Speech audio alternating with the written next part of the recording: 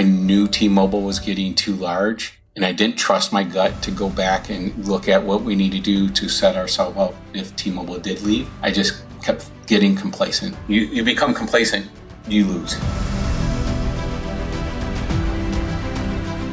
Hey guys, Damien Stevens, host of MSP Mindset, founder and CEO of Serbosity. Today I continue my mission to interview 100 of the fastest growing and most interesting MSPs on the planet and write the book on it. Today I'm blessed to be joined by Seann Moreno, and he shares a heart-wrenching story of losing $400,000 a year at his MSP and how he turned that around to $1 million profit difference of positive $600,000 per year in just a few years. And more importantly, he went step by step of what he had to do to change himself in order to change his business. If you'd like to learn how to do that for your MSP, don't miss out on my conversation with Seann today. So Seann, this is going to be a broad question, but you've had a really interesting ride to get here.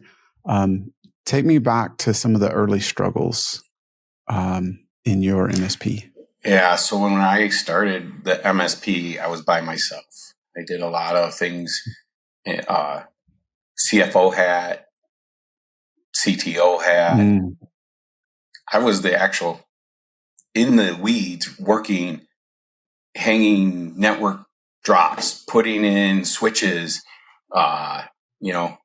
My first real consulting job was putting up Wi-Fi for local marinas and getting boaters access. So I was in the weeds working that.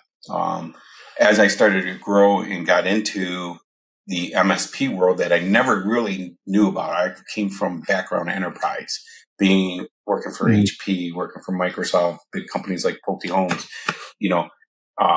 never really had MSP experience, but had IT experience.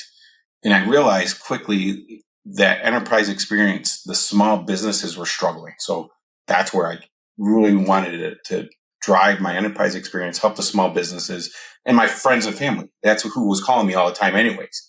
So I figured, well, if I'm going to do that, let's help them out. So at the beginning, I started to grow an MSP because I landed a large account quickly, and it became from consulting to a help desk, to a support desk, to, a true MSP. And that was T-Mobile. So we helped a local T-Mobile dealer locally. They had 20 locations, and that was my first, I'll call it, real MSP client. As I grew that, I soon realized I was not a CFO. I was not an HR person, and hiring people and mentoring, coaching. Yes, I could do that at an enterprise level, but not owning a business. I didn't, know all the regulations and rules because I had big HR teams to help us. So I soon realized I needed to hire business partners that were willing to take on those roles. So I hired a CFO, hired an HR person, and eventually I brought in a CTO or a CIO that partnered up to help drive technology and concentrate on technology so I could concentrate more on the business as a whole, networking, making sure we're growing, things like that. So at the beginning, it was tough. I had to really decide, is this the right path? Are we ready? Is it the right move at the time to make sure that I bring in these high level people? Because we're small. Yeah. So when was that? Because I think that's always been my challenge. It's like, I'm not big enough. I'm not sure if I can. So you figure I started the company in 2008 as a consulting company. By 2009, 2010, I started getting some leads to this T-Mobile customer. By 2010, actually happened late 2009 to 2010 on Christmas Eve. I got a call saying, hey, January 1st, can you actually provide a help desk? We're struggling and we need someone who can provide that. So, of course, being an entrepreneur, I said, sure, we can. So I opened up a help desk immediately January 1st, went out, bought a bunch of Verizon phones, hired anyone who was willing to help me at the time. And we created a quick fix for this customer, produced a help desk. So then 2010 happened. We're going through it. And that's when I realized after 2010, going through my first true tax season by myself and understanding what things I missed, and actually payroll was an issue now because I had more than one person. That's when I realized quickly I need to make sure that I'm set up for success, because I will fail in the CFO position. I'm just not, accounting's not my niche. So I brought in CFO to help out with that. Then I soon realized 2010, 2011, as we started growing and getting more and more employees, because the T-Mobile customer started growing and we needed to hire more employees to keep up with their growth. HR was big. There's rules, there's things that we can and can't do, setting up paperwork, onboarding, and just making sure that we're following HR rules so we don't get a lawsuit or someone comes after us or something happens internally that I can't handle. I need to have someone that has that background. So HR was the next step. And by 2011, 2012, we're probably close to, from 20 locations for the T-Mobile dealer that we supported. They started growing. They were at 50 or 60, and they were upwards looking towards to be 100 stores quickly. So then I needed someone who could actually pay attention to technology and put in the right tool set so we could support the T-Mobile locations that we were first customer we had. So I brought in these business partners based on friendships and long-term relationships through my years in the enterprise space. So let me back you up for a minute. So when was it the first you brought on the first? And I guess was it the HR CFO or accounting? So was that an outsourced group? No, or was that was like actually a business partner. Hey, how do we become partners? How can we work together? Would you like to go down this ride and actually be part owner? So I want to back up for a minute. I know building a business, in my experience, it can be really lonely. And like you said, HR or CFO or all these other hats that just, I'm not good at, right? I'm not competent in certain areas. So what caused you to decide that? Like to say, hey, I got to bring in a partner. I've got to bring in a CFO. Like what preceded that? Truthfully, IRS knocking on my door. Really? Wow. That was when I didn't know sales tax. I didn't understand that side of the house. And, I was in business for a few years as consulting. And then as we started growing, we started setting up vendor contracts and things like that. There are certain financial pieces of it that I just didn't understand. So the day the IRS knocked on my door and my wife was like, why are they knocking on our door? I said, we need to talk to someone. So, understanding what we need to pay for quarterly taxes, I just filed regular taxes like everyone else did. So I really didn't have that background of the true business operations piece financially. So that was why, to be honest, that's why I brought in a CFO. I didn't want to deal with it. I didn't want to. Invoicing was easy because it was small, couple customers. I can make sure invoicing was properly aligned, things like that. But once we grew and we started getting more customers and things like that, that role was critical. That was the person who was making sure invoicing was done properly, making sure we have our system set up so we can,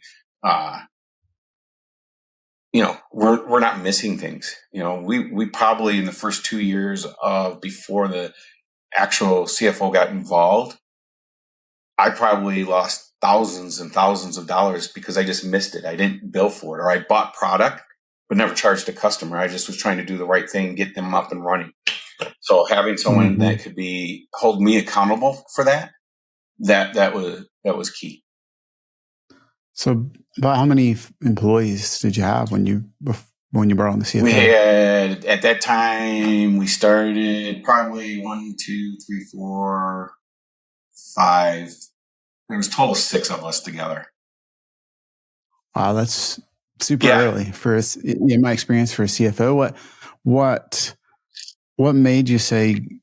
What made you not do a full time or a fractional, or why a partner? Good friend of mine. He offered, hey, I can help you out, and he did. He was able to help me out part time, but he was full time, but he was part time because he still had his own career. He was still working as well. So it was, yes, I brought in a business partner, maybe not a full time person sitting there all the time, but a business partner that would help that piece out. And then I know I interrupted, but if you would kind of keep going, what other business partners did you decide to bring in? So after that, we got together, started thinking about it. We, again, the business partners I brought in, full transparency, we worked together in a life before. Really good friends. We all at one time said, hey, maybe one day we'll start a business. So I was the risk taker and I was able to do that.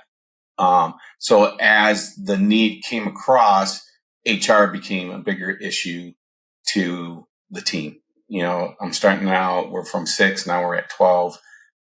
I can see growth. I can see T-Mobile growing quickly. The one customer became 2 T-Mobile dealers, then became 3 T-Mobile dealers. We got a relationship with T-Mobile, built that up. I also needed someone who had contract, their abilities to read contracts, understand. T-Mobile had a very stringent contract that we had to sign if we were going to work with them and their dealers. So as that started growing in our relationship with T-Mobile, our HR was the next thing we needed to help manage that and help build process. That was key. Operationally as well, HR helped with the process building of things, and the experience of my employees needed to be an experience that was delightful from the time they started to, through their journey as an employee. I couldn't do that. That's not me. I can mentor and coach and, rah employees, but to make sure they're following process, make sure we have guidelines, make sure that we have people being held accountable, that began the journey of building those processes and operational needs that we needed that I didn't have the skill set to do or the time to do it. I'll be honest. I was chasing T-Mobile dealers and they were building new locations. Like every other day, a new location was being sent to us to build. Hey, we need cabling. We need all new PCs. We need TVs. We need all this stuff. So that was another piece that I had to figure out, put together, build standards. And I was in the field. It was Thanksgiving.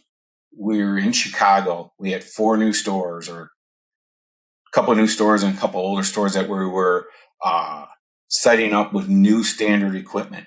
I was there working 24/7. As an entrepreneur, you expect to do that. I couldn't manage the back end of the folks that were answering the calls for the actual support. So those are the things that I knew right away HR needed to be involved in, someone who was helping managing and building things out. As we started growing, we needed someone who could hire managers, because I needed managers to manage the team, not me. So that's where that became. And then our CTO, he was brought in early on too, as a guidance, as advice, what we should be doing, but then became a business partner.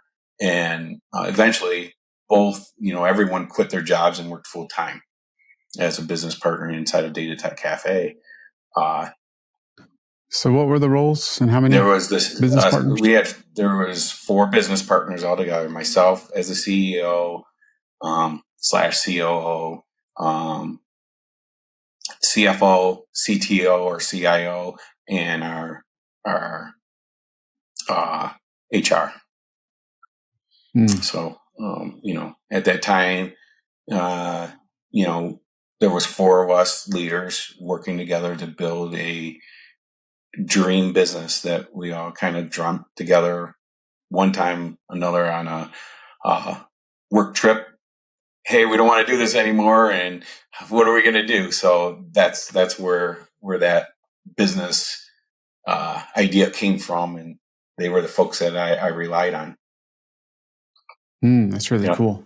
So you started bringing on the first partner when you're somewhere around 12 employees. Mm-hmm. And by the time you had the third or let's say fourth partner, we were, at that time, we were at around 30 people.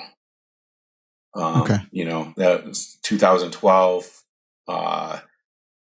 Things were going good. We were really building our T-Mobile MSP for T-Mobile, basically. That was we called it the cash cow, right? They were paying for it all. During that time, it was good. Things were good. We were building things up, getting managers involved, making sure that we had a team set up to do what we needed to do. So that's kind of the journey at the beginning where I grabbed people. Probably, it was maybe early for any MSP or entrepreneurs to do that, but I recognized early on that if I did set that up, we would fail. I'd probably miss something, or I'd be in jail because I didn't pay IRS. Right. Those things. So right. That's kind of the beginning of the journey I went through. Yeah, and I mean, you grew pretty rapidly there for several years, right? So what was that? What was that for folks that haven't heard another episode? What was that growth like over that rapid period? Yeah, from 2012 to 2019, we became the #1 dealer IT support. T-Mobile recognized that early on, and there was another company out of Chicago that was doing a couple of dealers, and they were a smaller firm. And it was really just between us two. We were handling, a good portion of their dealers. Well, eventually, dealers were just supporting themselves. T-Mobile had some standards that they weren't following. There was a lot of issues with these small dealers that had maybe 20 stores or less. So what they did is they turned around and they said, hey, every dealer has to pick a dealer IT between us and another dealer, unless you actually have an IT person on staff and prove to us that they're capable of handling the support for the systems. So that helped us grow rapidly. We became the #1 dealer IT nationwide. We had 90% of the dealers, well, 80%, 20% fell off either to the other IT support or local IT. So we grew quickly, and by the end of the dealer that I was working with, I mean, they grew to 300 stores overnight. So we were busy supporting. They grew. Their office grew from, we'll say, when I first met them, they had 10 people maybe at most to hundreds of people. They had, regional directors. They had managers. So together we grew. And then I was able to grow through T-Mobile. When we grew through T-Mobile, T-Mobile recognized us. So we were setting standards for T-Mobile. T-Mobile was coming to us, bringing us to their conferences, making sure that we're included in their tech stack. How do we figure this out? Internet issues that everyone was having, we brought in a Cradle Point solution that had LTE backup so they could continue selling. So they looked at us to help with that stuff. So we became a large dealer IT support for T-Mobile quickly. So what was the change in headcount from like 2012 to 2019? At the highest, we were probably 35, 40 employees. Then when you started, it was like 6. Okay. There was, including myself, 6. I had 4 people that were helping with support desk. 2 kind of were an operations person and a high-end tech person. So, 6 or 7 of us just kind of putting things together, piecing things together. Yeah. So clearly putting in leadership which in your case happened to be business partners earlier than most prepared you for the growth, it seems like. But I'm curious, just on a personal level, like what did that do to your ability to sleep and stress levels as you were able to have somebody take off? Yeah, absolutely. It did help. It was nice. I was able to relieve the unknown. I just did the unknown. It also helped my wife understand, yep, we're not going to jail. We're doing things right. It did relieve a lot of that pressure. Then you got other pressure of, making sure that we're doing the right thing for the customer, keeping those customers. I got more involved in the account management piece of it then, and the sales piece. I was definitely in charge of the sales piece. So I was the face of the company. It allowed me to do that and not have to be sitting at a T-Mobile store, building it out for a whole week and not be able to stay in contact with the dealers, not, networking, making sure that we're doing the right thing for the customer.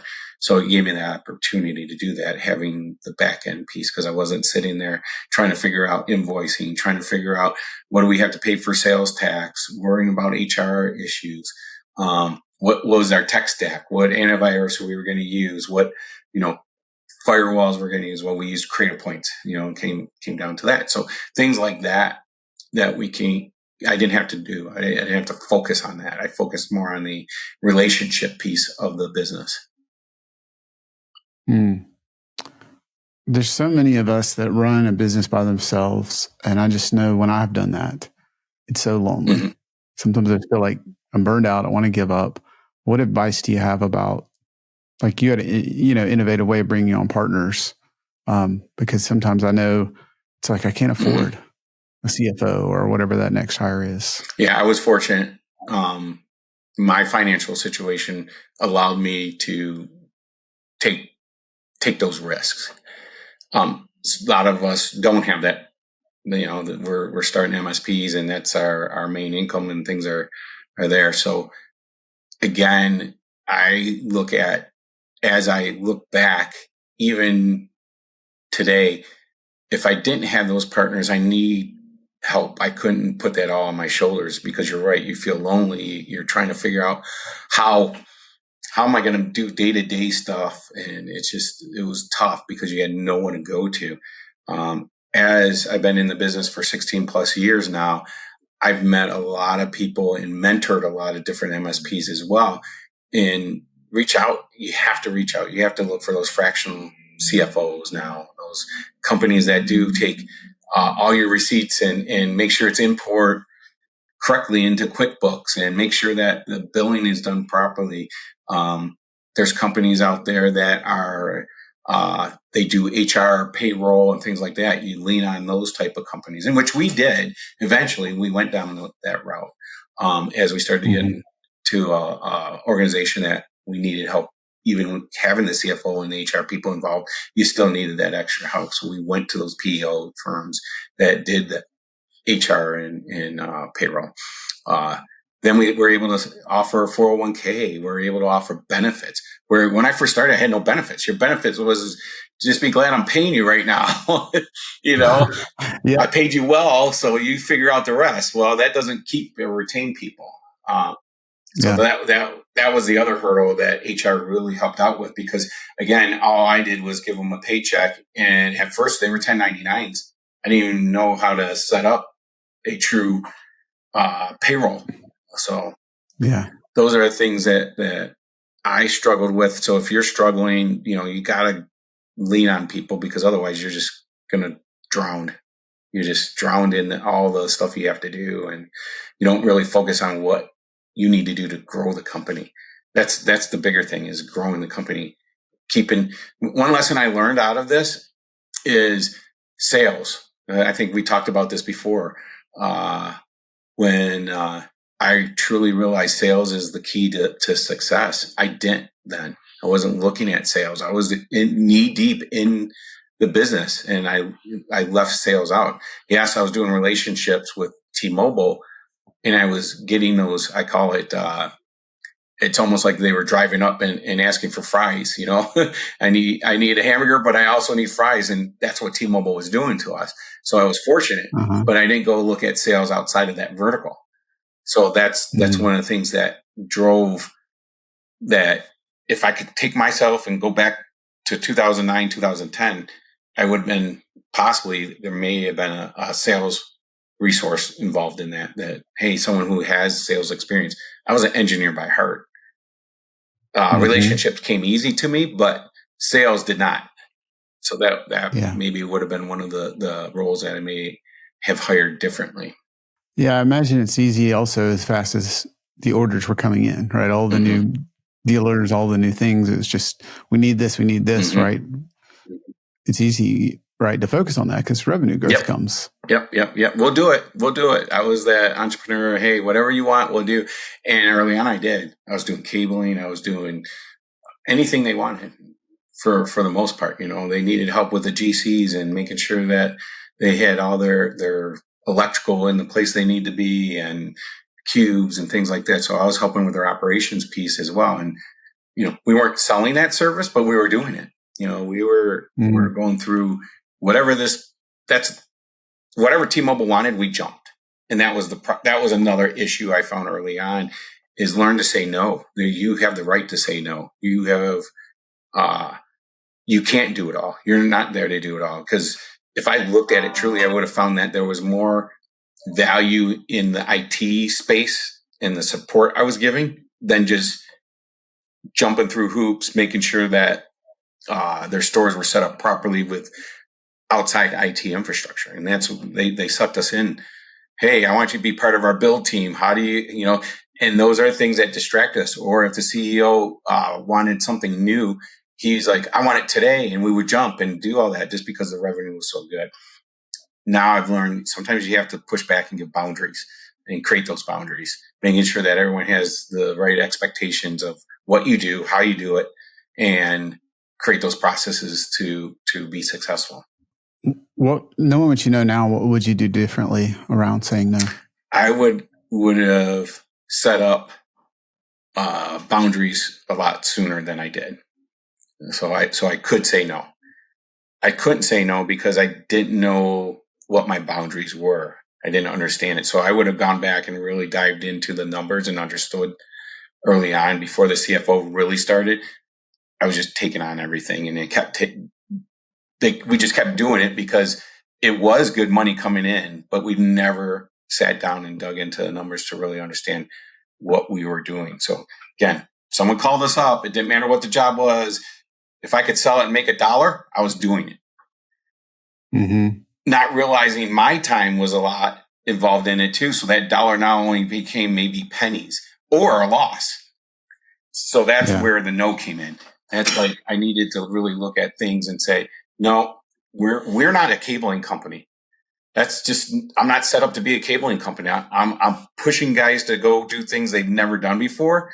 And we were pushing our team to extents that they were just more focused on support and infrastructure and IT related items. Structured cabling, it's a whole nother animal. That's a whole nother business. Yeah. Now, funny story is we do have a structured cabling business though. I built the entire build, or I didn't. I had a business partner that we brought in that built the entire cabling business. So right now we have a cabling business, but totally different. Two different sides of the house. They're not the same. MSP and cabling should not be the same. Even though you can run a wire, doesn't mean you have the skill sets to do that. So that's how I learned to say no quickly, because we were taking on stuff that we shouldn't have been doing. Focus on your niche. Focus on your support. Focus on how you can build IT standards. Focus on how you can have customers run smoothly, and when they do need help, that you truly are giving them the help and support they need. So that's a tough one. How do you say no? And how do you even figure out what your niche is? In the early days, I know it was like, if your check clears, you're a good customer, and and they paid on time, right? I didn't have to bug you, right? And they paid on time. Yeah. How did I find no? Or what was the question again? How do you actually say no? And then how did you end up finding your niche? Like you mentioned that. Failures. When you failed at it enough that your brand, or now your reputation of who you are and what you do. That's how I knew, okay, no, I can't do that. You want me to do AV specialized systems? I've never done AV, but I said I could. But again, it's just not, that wasn't our niche. So after a few times screwing that up, we said, no, we can't do that. We can't do AV. Low voltage. Yeah, we did low voltage. At best, we were learning on the job, and then we're sending people back to fix our stuff because we screwed it up. We never had the right testers to make sure, verify and certify that line was good. It was, things that we found other people were doing wrong. We had someone said they could do low voltage for us. We go back out there up in the ceiling. They tied in literally cut the wires, tied them in with black tape, and no wonder why stuff wasn't working, Not saying that our team did stuff like that, but we did similar things. And we're troubleshooting stuff we don't really know how to troubleshoot. So once I learned that, no, it was easy. No, you don't want me doing that. Just like right now, you don't want me doing accounting. You call me up and say, reconcile your books and pay taxes and pay payroll. You don't want me doing that. I'll mess it up. I can guarantee it. So that's where no came from. Is once I realized that there's more headache involved and failed, we couldn't do it, and we weren't going to do it. There was stance at cabling. Even today, we don't do cabling. We don't touch it. We leave it for the experts to do. And you want someone in the niche. Back then, Apple, Macs. I had no experience with Macs. I had to say no because I couldn't even log in. I couldn't even tell you right click versus left click. I didn't know a Mac OS. So that was things like that. That's when no came in. Is I don't know. I can't help you. So what is your niche? My niche. Good question. I would say my niche is helping people grow. My niche is mentoring, helping others grow businesses, growing the team. Really, my niche is networking, keeping. I don't know. I found that even teams that I build, they're the strongest teams. So, building that delightful experience for customers as well as delightful experience for our team, making sure that they understand they are a team that's helping thousands of people out there, and what we do makes an impact. Even advice to other MSPs, working with them, that's my niche. Here's my experience. Here's what I found. Here's what you're doing, things you could do a little better. Tweak this operational process. We'll get you to maybe 5X when you want to sell.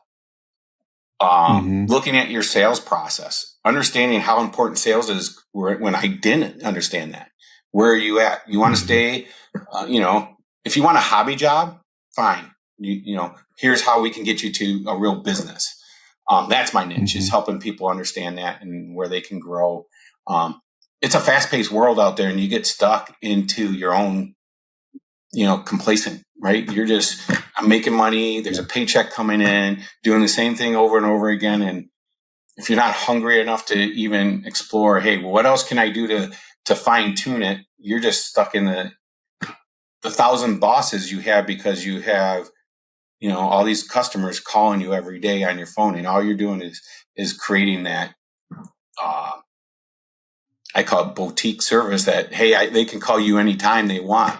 Let's set up processes and operations that can get you free from that and build your business to be able to grow. So now it's not just your phone ringing.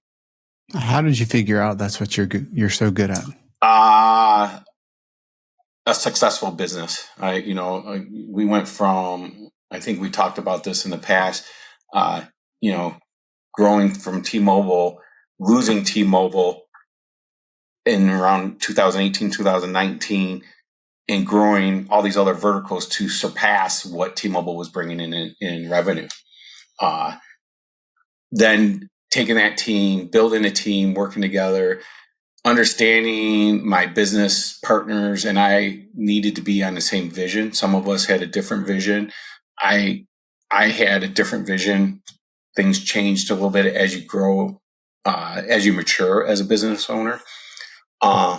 Making sure those business partners are aligned with you. That was one of the things. We weren't aligned, and some of us had to move on and do their own thing. And once we did that and we figured that out, I was able to turn the business around because 2019, then 2020 hit. I had T-Mobile I lost in 2019 because they acquired, what did they acquire? Sprint. They joined forces, and then most of the dealers were gobbled up by the larger dealers. And they brought in-house IT, which made sense. When you get that big, you have, 1,000 stores and things like that. It made sense to do that, which I was kind of disappointed because, again, that was our bread and butter. And we could do it. We had the systems built. And again, we built it so well that their standards were there that they could bring it in-house quickly.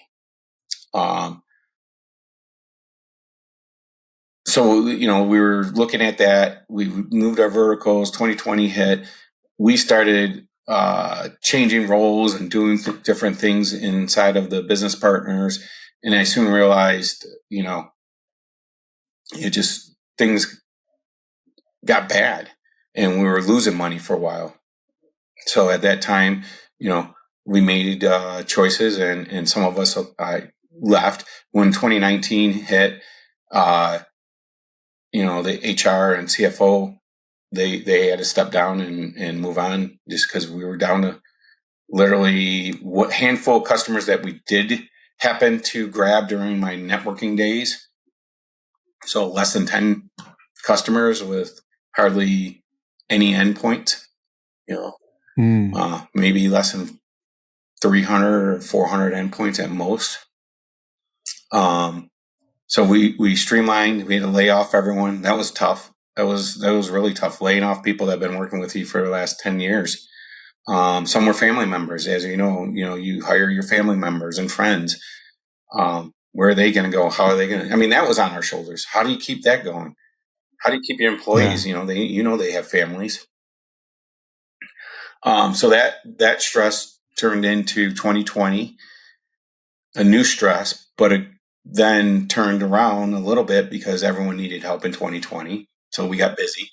So we were able to hire a couple extra employees. But then as 2020 started winding down a little bit, we decided to go back to cabling.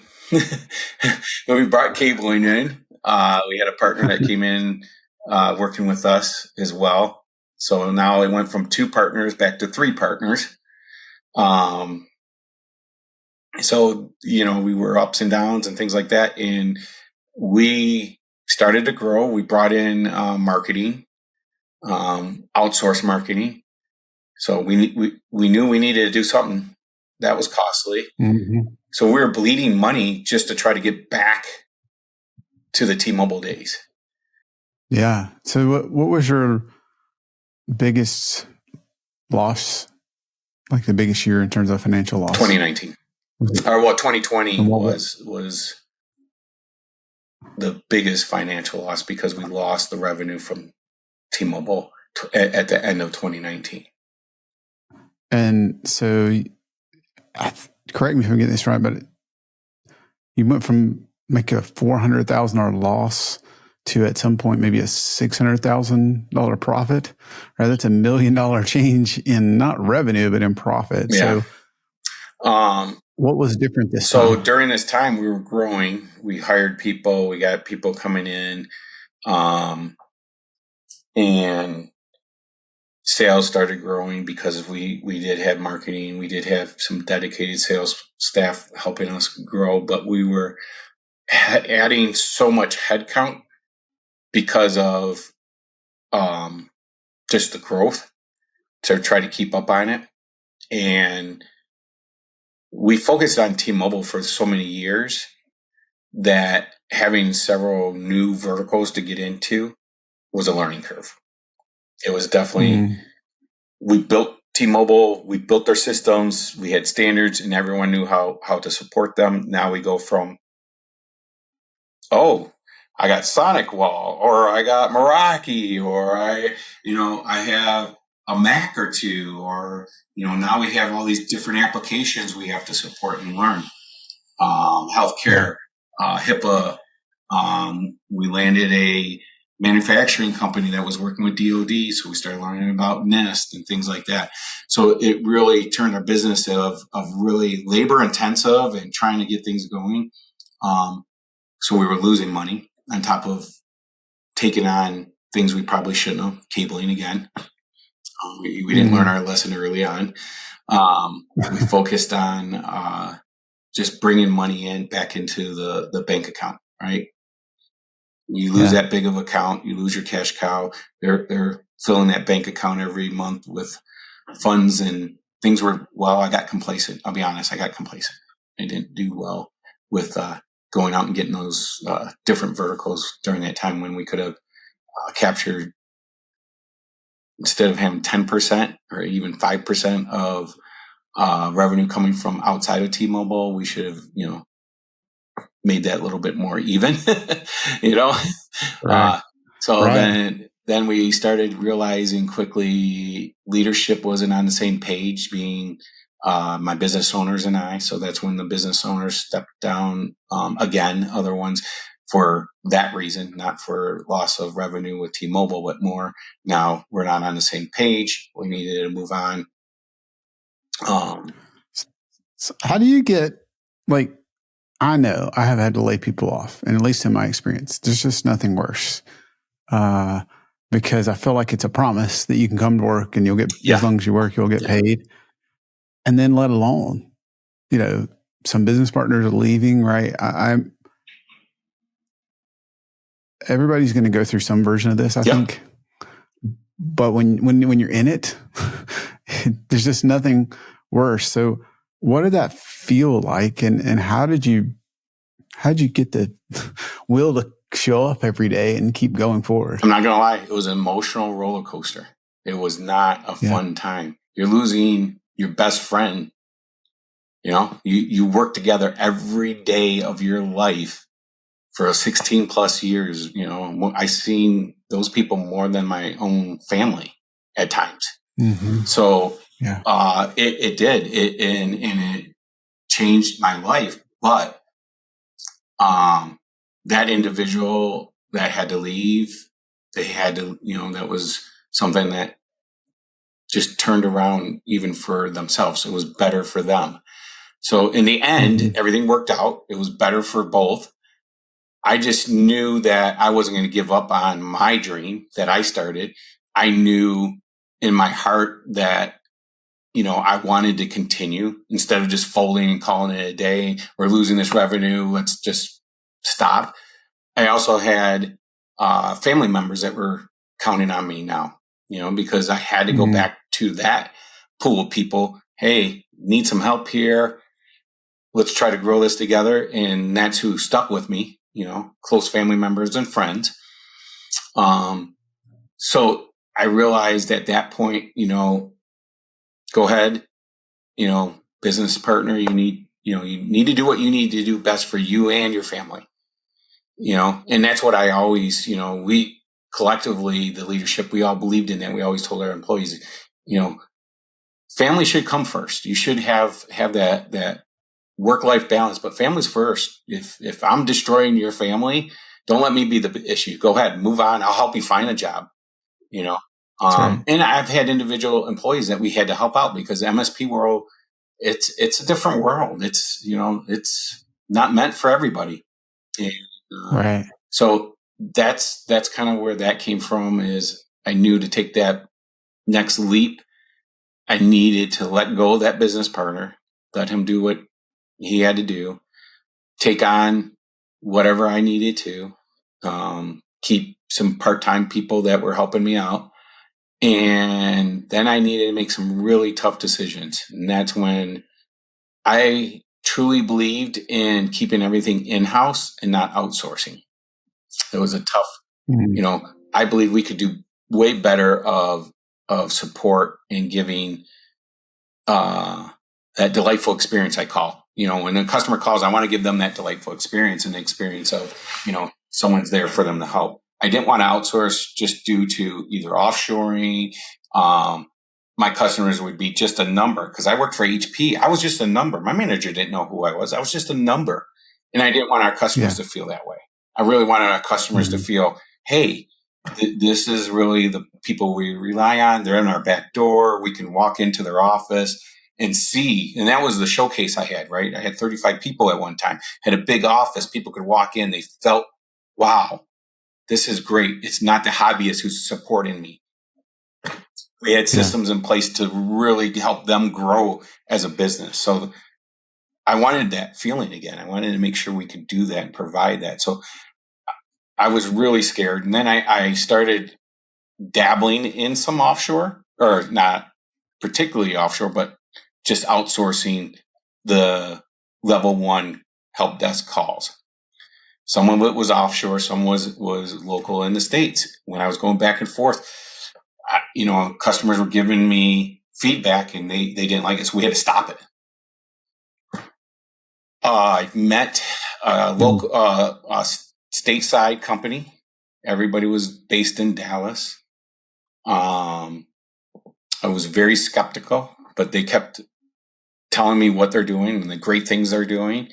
And what they were different about how they set up the support was they created these pods, and it was genius. I did this with T-Mobile. I created pods for each region and each dealer the same way. So everyone got to know those 4 or 5 people when they picked up the phone. Hey, Janice, it's been a while. I haven't talked to you. So they created the same concept where I felt my customers would now be talking to 4 or 5 techs that knew who they were. Same problem came up. Hey, printer's still broke. Yeah, we got down to the root cause. Now you got a new printer, but I know what we did to fix this. So the conversations became easier with customers when they were answering, because I just made them part of my team when I finally made that decision. So what happened is I went down, met the 20 down in Dallas. Tim didn't allow anyone to come into their little summits that they had for members, but I forced my hand. Hey, Tim, I need to come see this. So they brought me in. They said, okay, you'll be the first guy that ever seen a summit without being a member. And I seen the pod structure, and I met the pod leaders, and I met the teams, and I sat down with them, and I'm listening to the calls coming in and things like that. And I'm like, oh, this is my T-Mobile staff. This is what I built. I'm comfortable with it. So that was the first step is, okay, now I got somebody that I think I can do. We got onboarded, even a couple customers, got things going. I still had a massive staff I still working with. That's the hard decision. Now, okay, how do I get down to a lean staff? Because now I have someone who can actually take care of the customer on the first call. Anything else is going to be, I physically need you on site. This is way over my head. It's engineering and it's projects. So I had to weed out which team members I could keep for that and others I could do that. So I started doing that. And that was a tough decision because it wasn't easier. Oh, we lost T-Mobile. We're going to help you find a couple of jobs. You only have a couple of weeks to do that, or a month to do that. Let's help you out. Now I got to be strategic. I had to make sure the right players are on the bus. I had to make sure that these people are ready to take on bigger and better projects and support. And I had to weed out the people that couldn't do that. So now the conversation is, hey, we're going in a different direction. And that really felt bad for me. It was hard for me to lay those people off because they have families, and I did everything I could, help them with the resumes, help them with, and I said, listen, whatever we need to do, we'll get you a job, we'll find you a job, hopefully before, the time that we allotted for this. We're transitioning to this group down in Dallas that's going to help us with tier 1 level 1 help desk.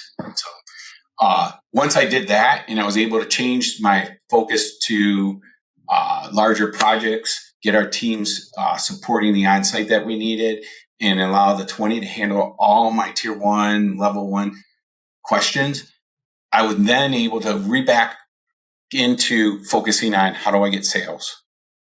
So then I was able to really drive home sales, bring in the revenue we needed in MSP sales, less structured cabling sales. Because structured cabling is one time only. You have to go after that event every month to make sure that you're getting it. So if you sold a job for $100,000 and it's done, you won't get that $100,000 again. So we had to focus back in MSP sales, and that's what we did. We dug in, focused on MSP sales. We became lean, and we were able to give the same support that we were able to give with all the people we had in staff prior to that. Sorry about that. So that's how we went from losing money to actually on the positive side of things. And then as we started to grow and get better at these processes, we were able to get new customers faster and onboard them and bring them in. And the customers that we weren't really paying attention to, we had time to pay attention to, and found out, wow, they have 5 projects that are very profitable. We can come in, they need new servers, they need new workstations. That was all billable. Now we were able to turn ourselves around instead of just fighting on keeping tickets down to less than 100 attack. We were buried in tickets, and we were chasing tickets. Now we were chasing projects. We were chasing customers. So that turned us around quickly, drove us into a positive. What was the breakthrough? You work with the 20, but you had, like you said, a massive staff. So what changed that you were able to get more done? Was it that they had more availability or more hours, or was it something related to systems or process? I'm kind of curious, like if you already had a massive staff, but you couldn't keep it with tickets, and now you can also waste a lot of money just by going to the wrong place and outsourcing and just throw money out the window doing that too. So what was the breakthrough? They built the tier 1 support desk that was capable of closing tickets on the first call. They had a 24-hour staff. We did not. And they had the staff where I was hiring people that were higher engineering level, but they were doing tier 1 tickets. So I was wasting resources on things that our phone did not stop. All they were doing is picking up the phone. So a lot of that, and then a lot of it was our operations still needed to be refined more on the new verticals we picked up over the last, since 2020. This is now 2023, 2024. This is all happening for the last 3-4 years. And then I did go through techs. You get them trained, and 3 months later, they're finding a different job. So we were constantly in a rotation of techs. That hurts you more than you think it does. It's getting someone up to speed, and then they leave. You're going back down 4 months, then 5-6 months, backwards. So not having that consistency of techs that can support. Yeah, we had a lot of techs, but we were going, through some of them. So that's where the 20 came in and took that consistency. They had the people involved. They had the pod set up, and I felt at home with it because I felt that it was being ran like we had when we had T-Mobile structure set up. So, that's where I felt we were able to gain ground, and it cost less than hiring direct techs. I was able to reduce a lot of labor cost by going to the 20 that way. Oh, the other big thing, I'm sorry. One big thing is they offered tool sets that I could offload that I didn't need any longer. That was part of the package of that. So now I'm getting the power of a large MSP of buying tool sets at a way cheaper price. So where we're small, we're paying high end price on things, even, giving that cost savings to our customers for purchasing power. That was the big difference as well. We were able to get things at a reduced rate because of the power of the 20 and how large they were. What do you attribute to going from a $400,000 loss to a $600,000 profit in just a few years? Two things. And how do you do $1 million difference in profit? That's right. That's leadership and business partners are costly. So we gained a lot when we separated. We gained high-end engineers are expensive in Detroit. So, quickly labor costs, I was able to reduce, majority of that. And then I was able to get traction on new sales versus just 1 or 2 a month. Now we're getting, 6 or, and we're closing better now because we have the time to onboard people, do things. We're not just buried in tickets. We were able to actually go out to the customer and work with them. And that even produced where instead of onboarding was just get them onboarded so we can start collecting their monthly MRR. Now it got to, hey, there's 4 other projects we can do, and we would do those as well. So that contributed to that revenue coming in and really putting us in the better place than we were. We couldn't do that before because we couldn't focus on sales. We were focusing on just keeping things happy, keeping customers happy. Because, you have 100 tickets per tech, their customers aren't happy. They're waiting for you to respond and things like that. So I was firefighting a lot of that just to keep our customers. Where now having the 20 involved took some of that pressure off. Tickets were down. They were getting the responses they needed. We gave them our largest customer, and everyone thought I was doing the wrong thing, but I needed to see if they could handle our largest customer, who was our noisiest customer. I knew they could handle all our customers. I forget how many endpoints, 2,000 endpoints, 2,500 endpoints. They, once I gave them that and they could answer the calls of that first large customer, they had a couple hundred employees. I want to say maybe 200 or so, 300 endpoints that we were working on with them. And they were able to take that noise away from our techs. I knew that's going to save us money because now I can give them every customer and take away the noise, the phone ringing off the hook. Now we can truly focus on the customer and what they need. And we did. That turned us around. Projects became bigger. But I was able to do more projects than I ever was able to do because we were a help desk first, project second. Sales. I could focus on sales because now I can have teams that can actually onboard customers. Where before, still help desk first, then onboarding. What allowed you to turn around the sales and marketing? What allowed me to turn around? Yeah. How did you? Because you went from not really selling much. You had a lot of you had the T-Mobile where you said a few, and you said so I went from no sales and marketing, a website we threw up years ago, to outsource marketing. Marketopia was our marketing team, and that team took us from no sales to we were getting 8 to 10 we call qualified leads. I didn't have to weed out that, so they were giving us the qualified leads. They brought in the qualified leads.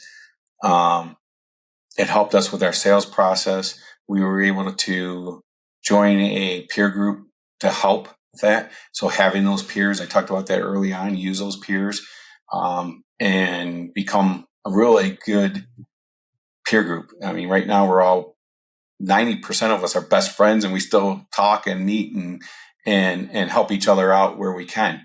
Right now I can call pretty much any one of them. If I said, hey, I have something in New Jersey, I guarantee you E2's there. They'll stop everything and they'll be there for us.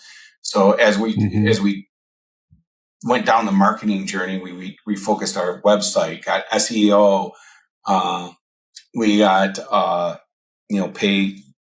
Google paid ads, we got all the things we had no idea. That, again, not my niche, wasn't in marketing, didn't go to school for marketing, had no idea. And we joined forces with the marketing team there and just grew quickly in leads. Then I brought in another business partner that had sales experience that really drove that home, bringing in the leads, bringing in the wins, closing. I'm good at relationship. I was sucked at closing because I just never followed up. If someone said, yeah, we're interested, instead, I should have been following up. I should have been doing things, or, yeah, I'm not interested right now. But then I'll be honest, the one, our sales guy that we brought in to help with this, he called this person every month. And eventually they said, guess what? We're ready. It's a year later. And it was a large contract. It was, a really big deal. And they took our premium service and their, things like that, where I didn't have time to do that. I wasn't a sales guy because I hate being the pushy guy and being the one that hounding you and doing. I just want to be the relationship guy that I know a guy and I call Seann up, he gets stuff fixed. So that's what helped us. It was truly marketing, focusing on sales, getting ourselves lean, putting the right people in the right seat, and making sure that we focused on sales and operation were joined together. You hear so many people are disjointed at operational level and sales. I know people who had to stop sales because operations couldn't meet up with it. They had to stop their entire sales staff and get operations fixed so they could actually take on more work. And that's kind of where we were too. We couldn't do sales even if we wanted to because we weren't operationally there yet. Right. So you mentioned 8 or 10. Is that leads? Is that per month? Yeah, that's a lot of MSPs don't do that in a year. Right. Right. And so that's tremendous. And then the part that you mentioned is then you have to close them. And there's a different skill set. Marketing is its own skill set. Yeah. Actually closing and follow up is its own skill sets. I don't know what I'm getting at. What you're saying is like realizing you're not the expert in all those areas, and then bringing those people in, whether they're business partners or the 20 or Marketopia or whatever. Like you did it in a lot of ways, but just listening through your story, it feels like realizing you're not the right person maybe for that area, marketing or CFO or whatever it is, HR, and then bringing in the people. Yeah, that's 100%. You have to recognize quickly what you're good at.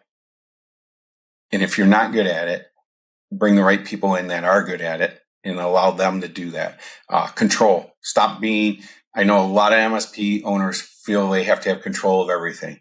You have to. Why are we so bad at this, Seann? Why, as MSPs, are we so bad at this? Why do we? Because we think we know better than everyone else. Yes. I don't know why. I felt that way at the beginning too. I really did. Yeah. I thought I knew better. I thought, I'm not going to have someone tell me how to run my business. But once you learn that there's others that are better at those individual areas of the business and give up the control, because that was hard too. That was some of the contentions between business partner of mine too. We both had control because we both were in IT. We both think we know better. And until you can figure out how to let go of control and give those opportunities to the people you put in place and they're in the right seat, allow them to grow that piece of it. Marketopia is a great example. I started off very low. I was very skeptical. I'm like, It's a lot of money. I don't believe in this yet, but until I let go of control and went all in, that was the key. That was the turnaround. At first, I'm like, nah, just do my website.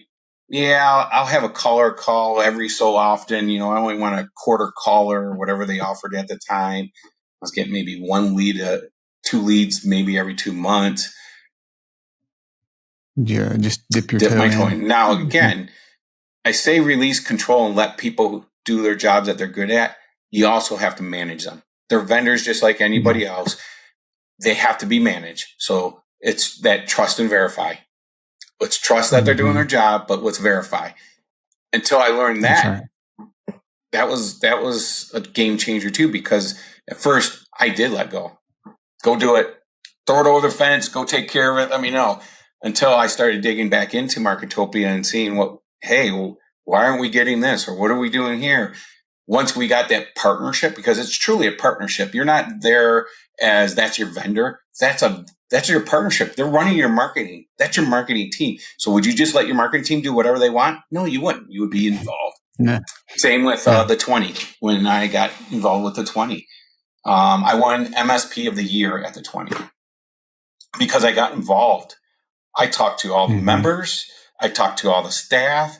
I made sure that the product we were sold, we were getting too. I trusted that, hey, you can take these customers on, started slow, pushed all the customers on there, and then I started verifying. And that partnership worked out great. Let me switch gears and ask, what's the biggest lesson you've learned over all your years in business? My biggest lesson, trust your gut. What do you mean by that? My gut was telling me I was doing some things wrong, but I didn't listen. I allowed it to, no, you know what? That particular person is doing the right thing. We believe they're doing the right thing.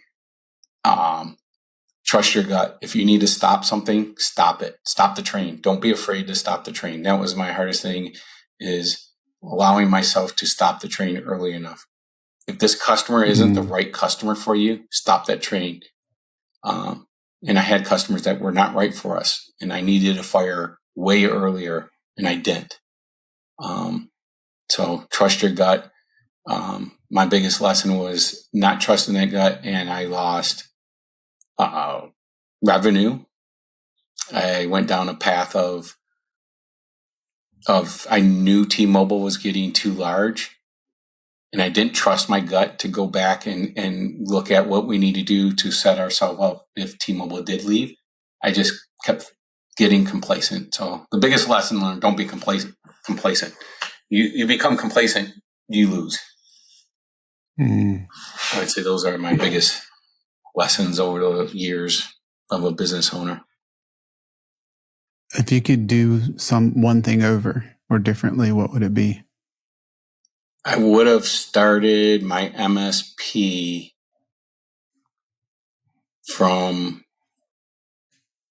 one customer, or 90%, to a vision of how do I get different verticals. So the one thing I would have done different is sales. I'll be honest. That's the biggest thing I didn't do. I ignored sales for so many years and didn't think sales was important. I thought they would just come. So that was one thing I would definitely change. I would hire a true seasoned salesperson as soon as I may have not hired the business partners I've had without a salesperson. Maybe, that maybe would have been one of the things I would look at. Given all that's going on, what's something you're looking forward to right now? Well, recently rolled up. I'm helping the 20 grow.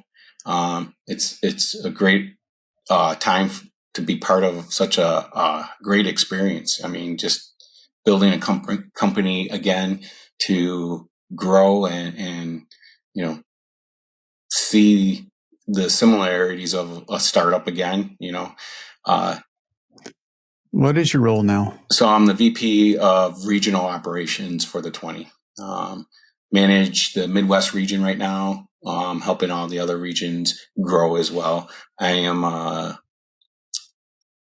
I'd say, a strategic partner to the COO, working with him and the teams. Midwest comprises of Detroit, Wisconsin, Chicago, and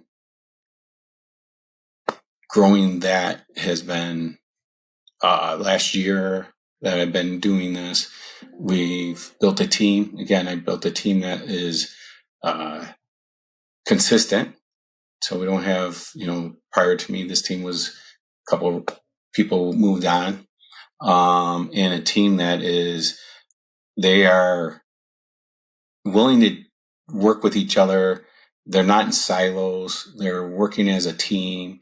We're building confidence in each other. We're coaching and training each other.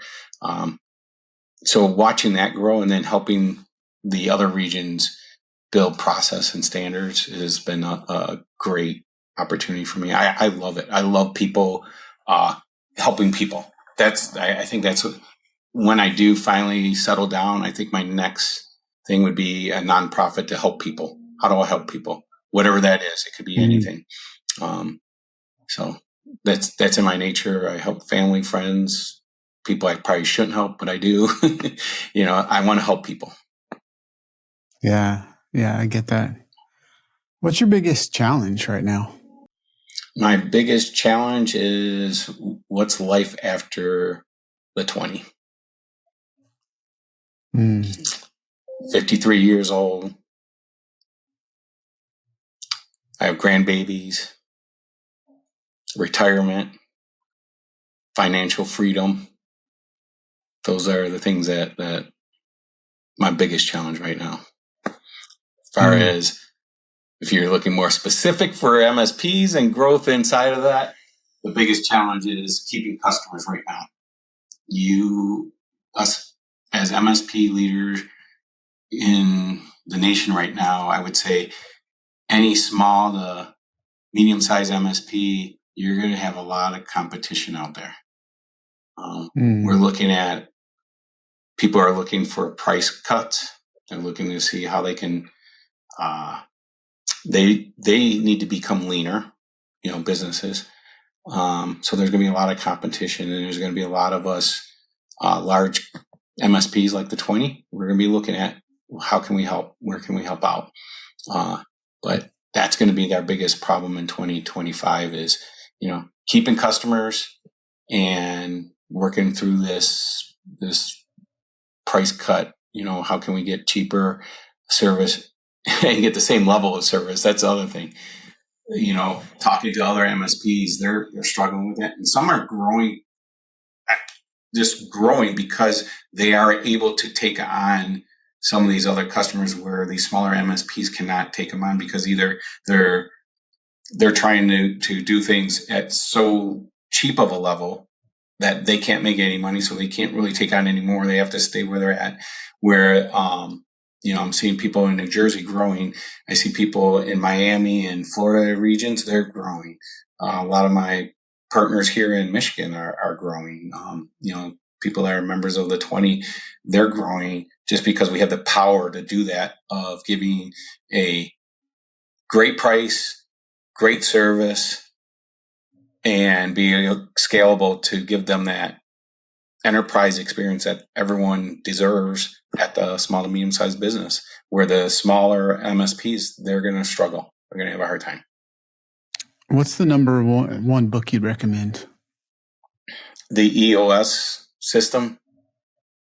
That I would say we brought the EOS into play early on, 2019, 2020, when things were lost T-Mobile. That book really helps define in focus big rocks and just all those things that are important to help grow a business. EOS put that in a book. They have a system in place,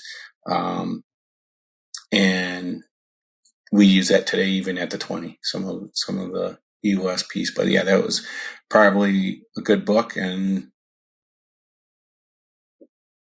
I would say that would be the best book to read right now if you're looking for growth and trying to get your teams to grow. Traction. Yep. Okay. Yep. Yeah. Traction. Thank you. If there's anybody that would love to reach out or connect with you, what's the best way to do that? They can call or email. I'm always an open door for anyone. Schedule time with me. I'll spend time with anyone who's looking to grow. That's, being that helpful background. I if I can help someone grow, that gives me I feel fulfilled. My life is doing well then. So if there's anyone out there that needs help, you can reach me at smoreno@datatechcafe.com, and we can go from there. It's a wonderful gift. Make sure to take Seann up on that. And I just love your heart to help people and to give.